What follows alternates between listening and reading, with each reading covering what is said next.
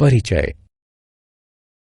रीता ने 15 रुपए की पेंसिलें, 25 रुपए के रंग और 12 रुपए का पेस्टल कागज खरीदा।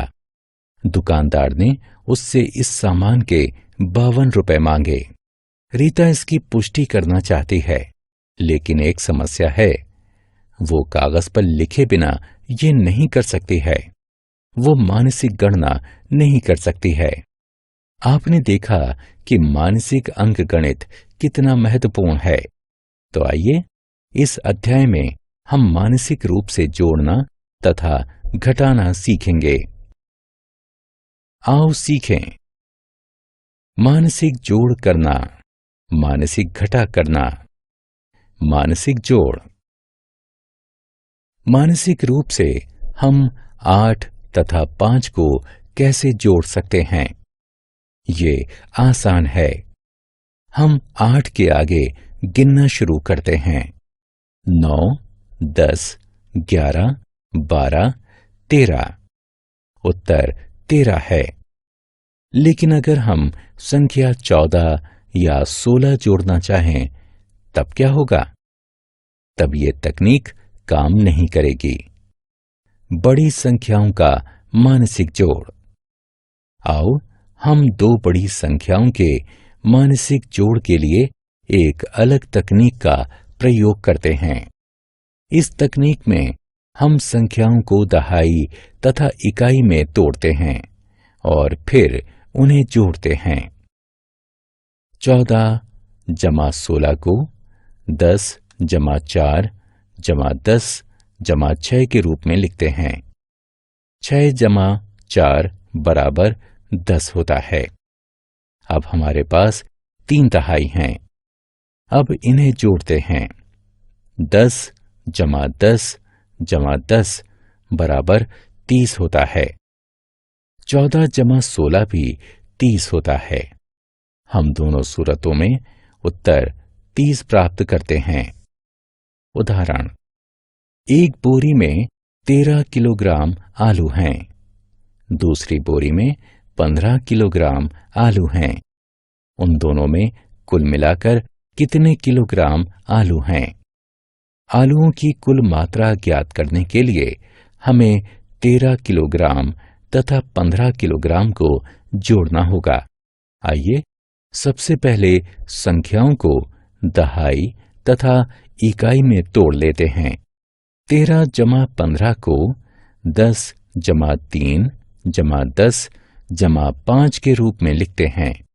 अब हम सबसे पहले तो 3 और 5 को जोड़ से 8 और 10 और 10 के जोड़ से 20 प्राप्त करेंगे।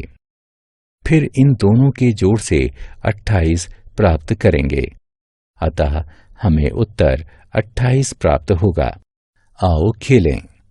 संख्याओं का जोड़ करिए तथा सही विकल्प को उठाकर बक्सों में रखें।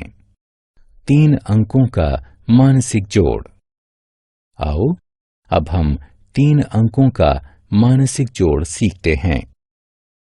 3 अंकों को जोड़ने के लिए हम पहले 2 अंकों को जोड़ते हैं तथा उसके बाद तीसरे अंक को जोड़ते हैं।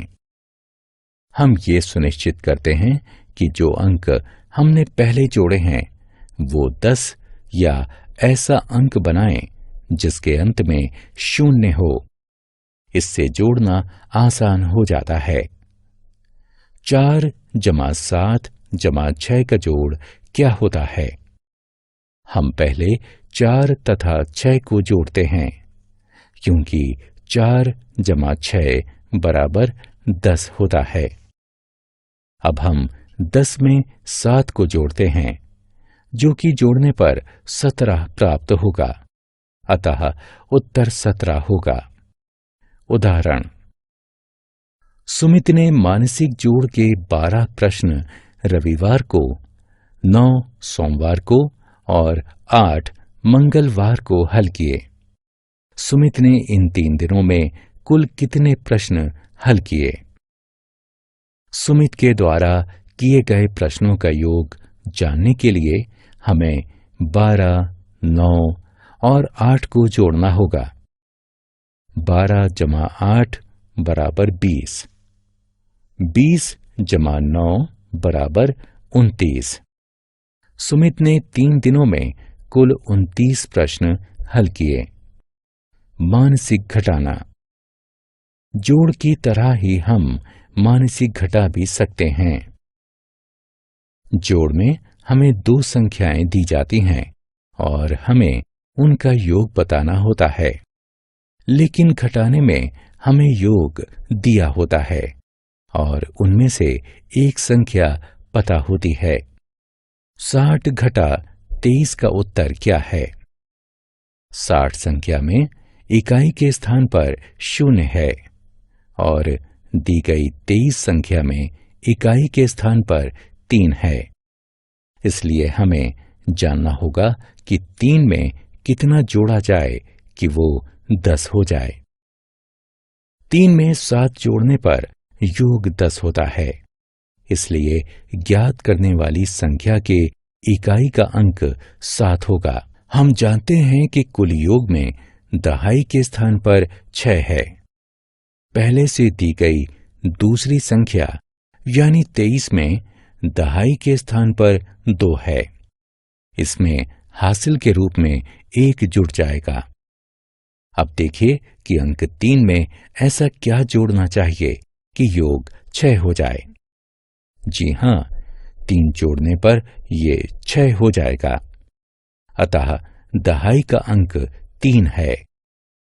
23 को 60 से घटाने पर उत्तर 37 आएगा। मानसिक घटाने की आसान विधि। आओ हम मानसिक घटाने की एक आसान विधि को जानें। संख्या 61 में से 32 घटाने के लिए पहले संख्या 61 से संख्या 30 घटाते हैं। उत्तर 31 होता है। अब उल्टी गिनती का प्रयोग करके संख्या 31 में से 2 घटाते हैं। 30, 29। उत्तर 29 है। उदाहरण, रीना के पापा ने उसके लिए 72 पेंसिलें खरीदी। उसने उनमें से 36 प्रयोग कर लीं। अब बताइए कि कुल कितनी पेंसिलें बची हैं। कितनी पेंसिलें बची हैं ये पता लगाने के लिए हमें संख्या 72 में से 36 को घटाना होगा। पहले 72 में से 30 को घटाते हैं। हमें उत्तर 42 प्राप्त होगा। उल्टी गिनती का प्रयोग करके अब हम 42 में से 6 घटाते हैं। 41,